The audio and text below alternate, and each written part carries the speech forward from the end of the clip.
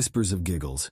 In Atlas, a desolate town where cornfields swayed with eerie whispers and secrets louder still, 10-year-old Mikey's heart was held captive by terror. It remained trapped beneath a ribcage that bore the bruises of perpetual fear, each beat echoing with the looming presence of a creepy clown. With his painted smile and cold button eyes, the haunting figure tormented Mikey relentlessly in his nightmares, filling him with crippling dread at every turn. Mikey couldn't escape the clowns that seemed to be everywhere in his small town. The faded circus poster at the town hall taunted him every time he walked by, while his dentist's porcelain clown figurine filled him with a sense of dread during checkups. The painted grins on their faces felt like a sinister joke, and he knew it was only a matter of time before they would demand tears and screams from their unsuspecting victims. Amidst the sweltering heat of a July afternoon, Atlas held its annual festival. Mikey's friends dragged him along, promising cotton candy and Ferris wheel rides. But as they approached the carnival grounds, the once lively atmosphere curdled under the harsh sun. The cheerful music morphed into a discordant drone, and the scent of buttery popcorn was choked by the metallic tang of fear. A group of children dressed in miniature clown costumes approached, their painted smiles radiating an eerie warmth. Mikey's throat constricted, his pulse racing as he bolted through the crowded fairgrounds, the carnival morphing into a twisted maze of grinning masks and garish banners. He stumbled into a darkened tent, the air thick with dust motes, swirling in a single sliver of sunlight. A wheezy chuckle echoed through the space, bouncing off the canvas walls. In the shadows, a figure lurked, cloaked in crimson velvet. Underneath his painted face, Mikey sensed something sinister lurking. It was Giggles, the town's legendary jester, and a relic of carnivals past.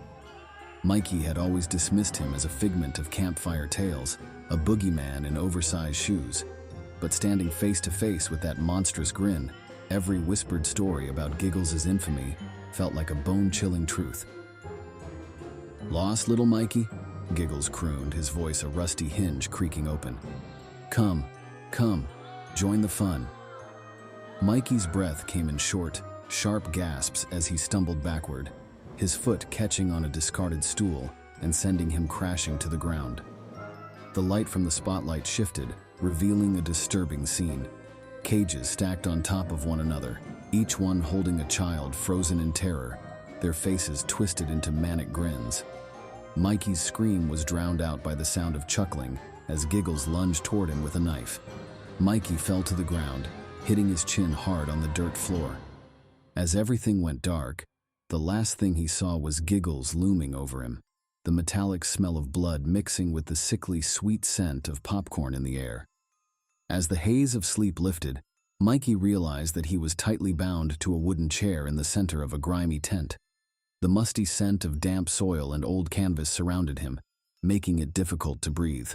A spotlight illuminated the figure in front of him, Giggles with his twisted, painted face and maniacal grin. The sharp lines of his makeup seemed to distort his facial features, creating a grotesque and unsettling appearance.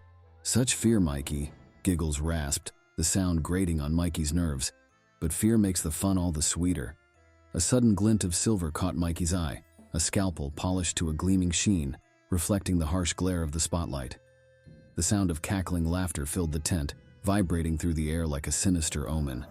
Giggles lifted his arms in a dramatic display and revealed a long crimson scarf from within his dark cloak.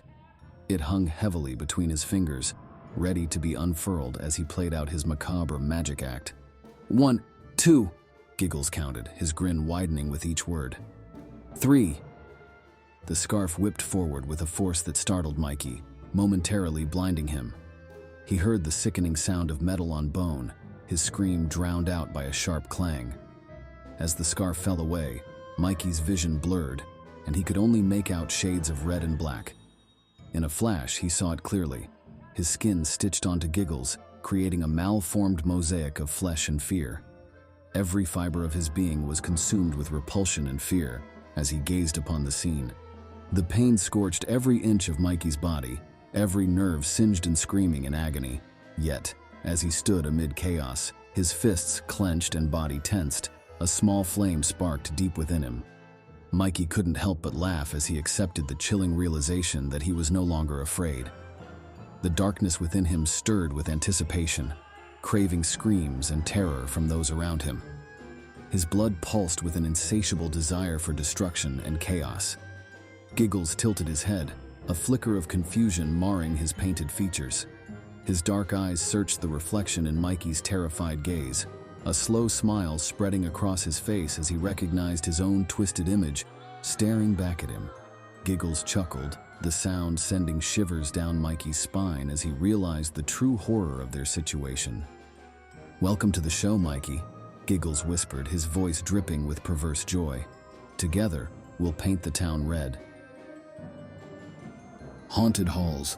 The sterile facade of Hopewell Pediatric Wing could not conceal the lingering tragedy that seeped through its walls.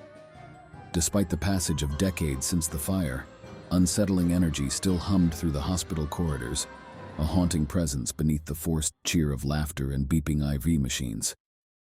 Dr. Amara Kapoor, experienced in healing both broken bones and wounded spirits, sensed it keenly, a disturbance beneath her practiced smile. Rumors spread like trails of smoke, with children claiming to see fleeting shadows in the mirrored ceilings and nurses reporting strange occurrences. Toys moved on their own and equipment malfunctioned with a sinister buzz. Then came the disappearances. Little Timmy, the cherubic boy with a sunflower tucked behind his ear, mysteriously vanished from his hospital ward one moonlit night. After hours of frantic searching, he was found curled up in an abandoned wing of the building, his once cheerful expression twisted into a chilling and unnatural painted grin. And he was not the only one. One by one, other children disappeared, only to reappear later with their eyes glazed over and vacant smiles that resembled the eerie antics of a clown. The hospital corridors were filled with an ominous aura, as if the building itself was cursed, trapping its innocent victims in a nightmare world where nothing was as it seemed. Hopewell, once a beacon of hope and healing, lay in ruins, a canvas of paranoia and fear.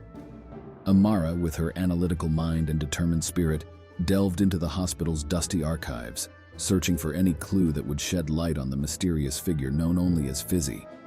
The name itself sent shivers down her spine, evoking memories of a jovial clown whose painted smile hid a cruel and twisted mind. And then came the night when the flames engulfed Hopewell, consuming everything in their path and leaving behind only nightmares and ash. The echoes of laughter and life snuffed out in an instant, replaced by a ghostly silence that hung heavily in the air. Fizzy's whispers echoed through the abandoned hallways. Amara remembered the night of the fire when she heard him laughing as he watched the chaos unfold. Now he had taken on a new form, that of a distorted figure in funhouse mirrors, preying on the vulnerable and stealing their innocence. And every night, Amara sensed his presence, a dark and unsettling premonition that wouldn't go away. Unable to sleep one night, she followed a haunting melody that led her to the burnt wing.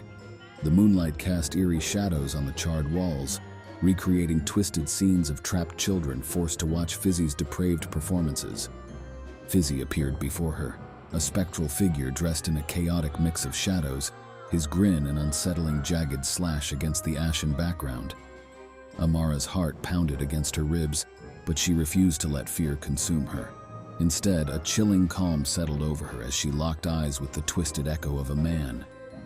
In that moment, she knew exactly how to fight him, not with the sharp blades of scalpels and the precise stitching of sutures, but with the powerful weapon of her stories. These tales, carefully crafted for each patient, were filled with the strength of bravery and the light of hope.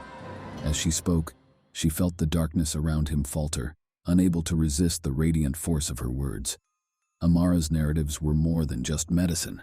They were a source of healing for both physical and emotional wounds. Amara wove a tale of a fearless princess warrior, confronting a cackling shadow beast within the fiery walls of a fortress. With every word, the air sparked and the shadows trembled. The creature, known as Fizzy to some and feared by many, could no longer contain his amusement. His muscles rippled and his sharp teeth glistened in the dim light. With a low growl rumbling in his throat, he lunged forward, ready to unleash his power. But Amara evaded his attack while her voice rose to a crescendo. She weaved the final spell, a story of light triumphing over darkness. The room erupted in a whirlwind of light and shadow, and when it settled, Fizzy was nowhere to be seen. leaving only an eerie echo of his laughter behind. The sick children of Hopewell slept peacefully that night, their fears replaced by dreams of brave princesses and twinkling fireflies. But a sinister presence lingered just below the surface, waiting to re-emerge. In the forgotten corner of an innocent child's drawing, a single figure stood out, a grotesque clown with jagged teeth and a familiar, mocking grin. Even more unsettling was the faint flicker of darkness dancing in Amara's eyes, a haunting reminder of the beast she had exiled, but could never fully conquer. The ghostly remnants of Fizzy's malicious spirit clung to her like a grim trophy of the brutal battle won, and the ongoing conflict that lay ahead. Laughter's toll. Barnaby Bannister, once hailed as the master of jokes and the king of punchlines, was drowning in a sea of silence. His once bubbly humor had gone flat, leaving him feeling as deflated as a discarded balloon animal in a forgotten playroom.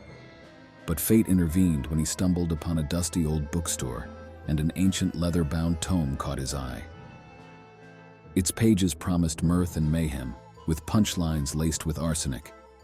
It called itself the Grim Grimoire of Giggles, a twisted jester's diary filled with jokes darker than midnight and funnier than a funeral.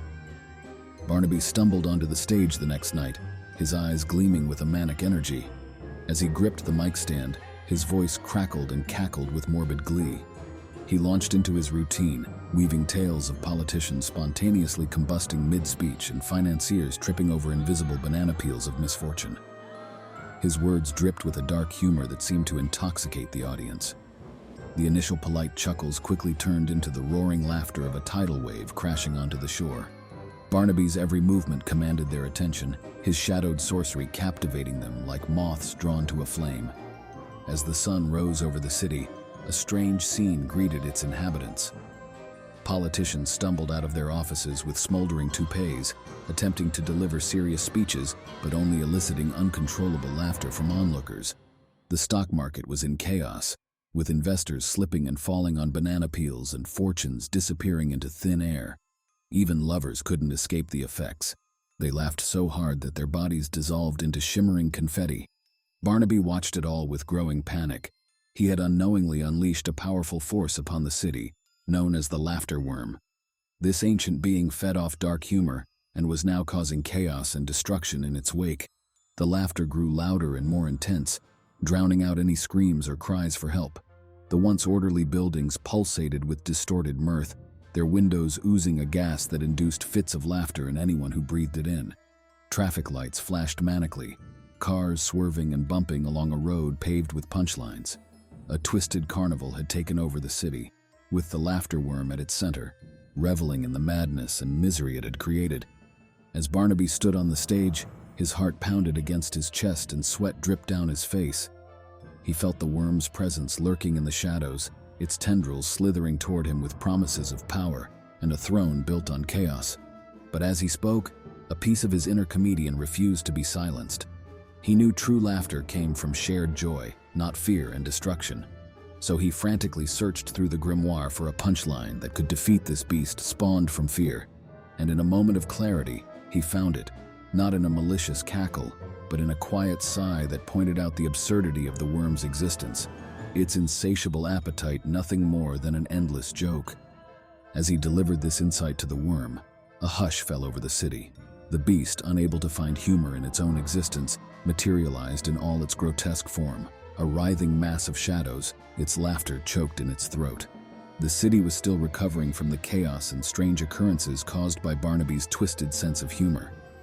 The banana peels vanished, buildings reverted to their previous states, and even politicians seemed to have sprouted new hair, although not always tastefully. Barnaby, alone on the stage, carried the heavy burden of his final joke on his conscience. He came to the realization that he was not a hero, but a fool who had stumbled into darkness and barely managed to escape unscathed. As he picked up the now blank grimoire, he vowed never to use its power for comedy again. Instead, he would become a storyteller, using cautionary tales to warn others of the danger of unleashing laughter without thought or consequence. During the quiet hours of the night, when the stillness felt suffocating, Barnaby's mind would betray him.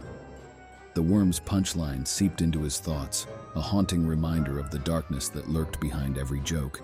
It was a constant presence, evidence of the madness that had consumed him during his time as a comedian in the Twisted City, and he knew that no matter how hard he tried to escape it, the darkness would always linger like a scar, ready to resurface and overwhelm him once more.